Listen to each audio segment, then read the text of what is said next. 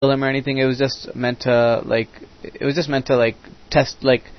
test the waters, or whatever that saying is. I'm so bad with sayings. I really need to learn some. But yeah, that was just meant to see like what his army was like, what his bases were like, what his drone saturation was like. Nothing else really. And now this DT drop's gonna come in. DT drops are actually very, very good in PvZ. They are very cost heavy. Like if you get discouraged with a DT drop, you're probably behind, because that's 400 gas and like I don't even know 800 minerals you've just wasted with like killing nothing. So you would be behind with the DT drop. It's not like, definitely it's not a cheese, but you'd be behind with if you totally fail. But you can succeed and you can pretty much end the game with just a single DT drop. So like it's definitely cost effective. It's risk effective, I guess, if that's a word. Then it's risk effective. Okay, god damn it. So this DT drop completely failed. So now, like, I was ahead of him in this game because his third expansion was very late, and the fact that he wasted all his units. But considering that his DT drop totally failed, I would say he's probably back in this game now. Maybe.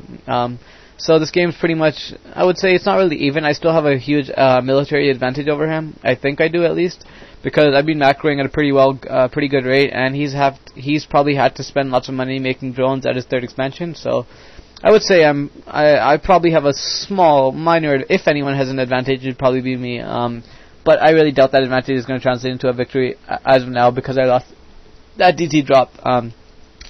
So yeah, right now again, getting my third expansion. He hasn't got his fourth base up, so if this third expansion kicks in, then I'll definitely have a lead. And yeah, as you can see, his army. Okay, well, it wasn't together, but yeah, lurkers. If you see random like units, try to pick them off, because whatever can whittle down your opponent's army is really good. And I was gonna try to go in, but I realized there's too many lurkers and not a good enough storm position to storm him in. And now I'm getting a High Templar at my third. Always get a High Templar at your third base. Always, always, always, because, like, say if you have 3 cannons there, 12 Zerglings can come and snipe off those 3 cannons, and then you're screwed. They're gonna kill your Nexus.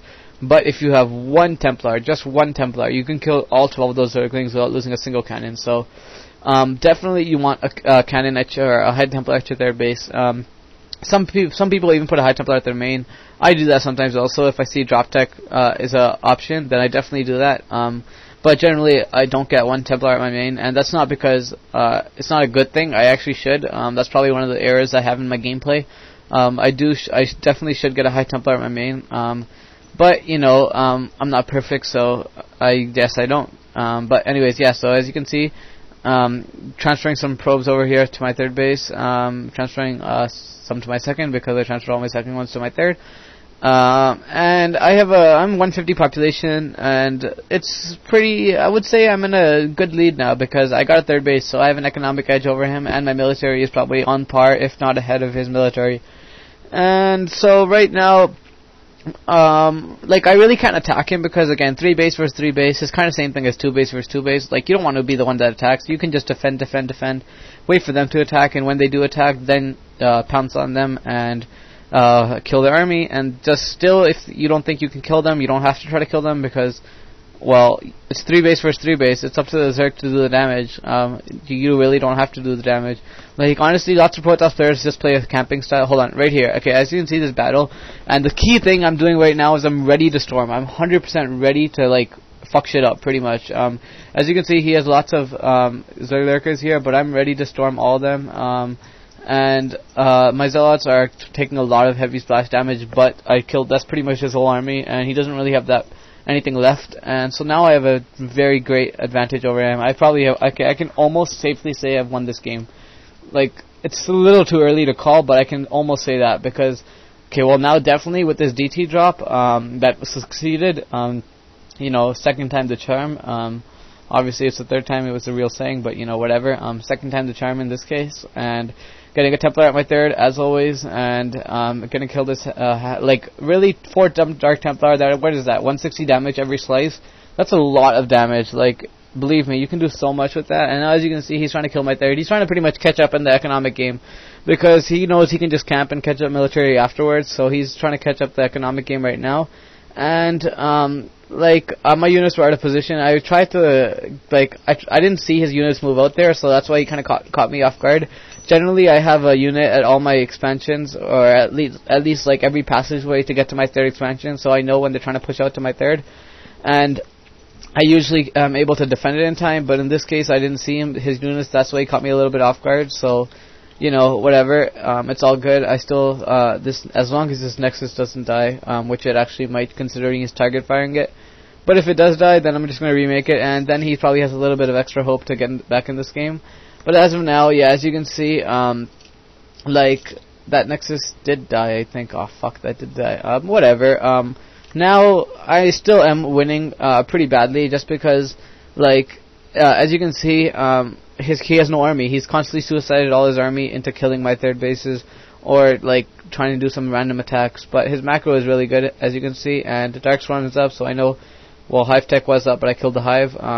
And now storming under the Dark Swarm. Honestly, if the Zerg player lays Dark Swarm, that should be the exact place you storm, because they lay the Dark Swarm to get units underneath there, so, obviously, if they're trying to do that, then why don't you just storm it? It's kind of common sense. And now, as you can see, my army is being whittled down a little bit, but like I'm macroing up really well. Well, not really well actually. It's my macro is actually pretty shit this game.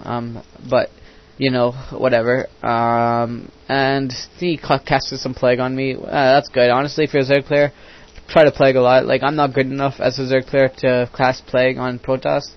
Obviously that didn't sound proper, but like, I mean, like in a actual game where I'm doing 100 other things, I don't have enough skills to like make it a habit of dark swarming, or I mean plaguing. And now, as you can see, just picking off whatever Hydralisks I find, and honestly, like 3 Hydralisks, that's 3 larvae, that's a whole hatchery disabled for like 30-40 seconds, and 3 Hydralisks, I just picked them off. So, you know, small things like that really matter. You have to, like, in the end, like at the end of a game, you've probably picked off like 24 random units just randomly, and that is pretty game decisive if you think about it in the long run. And right now, as you can see, pretty much all I have to do is camp, and he's being smart with these lurkers by like just doing small attempts to like, oh frick, I've managed this back. Oh shit, this is not going to be good. Don't borrow that. Do not borrow that. Good job. Alright. Borrowed that a little bit late. If he borrowed that earlier, then he probably would have gotten a lot of my drones, or my probes, and now I don't have any observers. Where the hell are all my observers? So I have to make more observers, and he has another lurker here. It's kind of smart on his part, getting the random lurkers at random positions. That really annoys a Protoss player, and it can kill a whole probe line for a Protoss player, and he's countered me. Yeah, my army's, again, not in a really good position, and all these are going to die. God damn it. Whatever. That's not whatever. That's actually pretty important. I can't let those die, but you know, he's actually catching up in this game, because now my probe saturation is very low, and I do have a military advantage over him probably still, but like I don't have any probes, or like I only have one base if you think about it. So one base is definitely not good enough. And now his next army is over here, and he's ready to attack me, and I'm getting on this ramp again. This map, like, you want to take all the ramp advantage that you can, and he's swarming, so I'm storming pretty much, and now he's retreating. And again, look at my storms. Like, they're like, I'm not even being cocky, but they're good storms. And like right now, as you can see, like if he has his 4th base, then I'll be in trouble, but I don't think he does. And I'm getting my 4th base up now. So like, again, I am actually no, this game is pretty. If he has his 4th base, this game is pretty much even, because he has done small things to get back in this game, and I haven't been able to stop those small things. So like, this game is looking pretty even if he has his 4th base. If not, then I would be in a pretty decisive advantage over him. And right now, again, as you can see, pretty big army. I don't know why my population is really low, but my army is pretty big either way. And now, as you can see, just storming wherever I can. But he has a high ground with lurker spread, and that you cannot break as a Protoss player unless you have really good control. Like, and I don't have that good control, so you know, I'm not going to try to engage that. And I did kill his main. Note that was very key, because killing his main pretty much. Okay, so he doesn't have his 4th base, which is kind of shocking, but you know, whatever. I killed his main, so he only had 2 bases left to mine, and now this is probably very bad on his part. He got his units pincered in over here, so all these units that he has are going to die, and that, like, pretty much I killed his whole army. And so he says GG, this is a game. Hope you guys enjoy this video. But keep in mind, he is better than me, by the way. I beat him one game, but the score's 3-1 right now. So, yeah, like, whatever. Anyways, yeah. So this game, look forward to more coming up. But again, it was just posted to let you guys know that I'll be posting videos less frequently. And again, I just wanted to put a good video out there because I realized lots of my other videos weren't that good, like my past few videos. So, hope you guys enjoyed this. And again, with the Waterloo thing, try to message Jackass if you want to join the Waterloo's team if you go to Waterloo. Besides that, nothing else really to say. Look forward to more coming out, and peace out, everyone.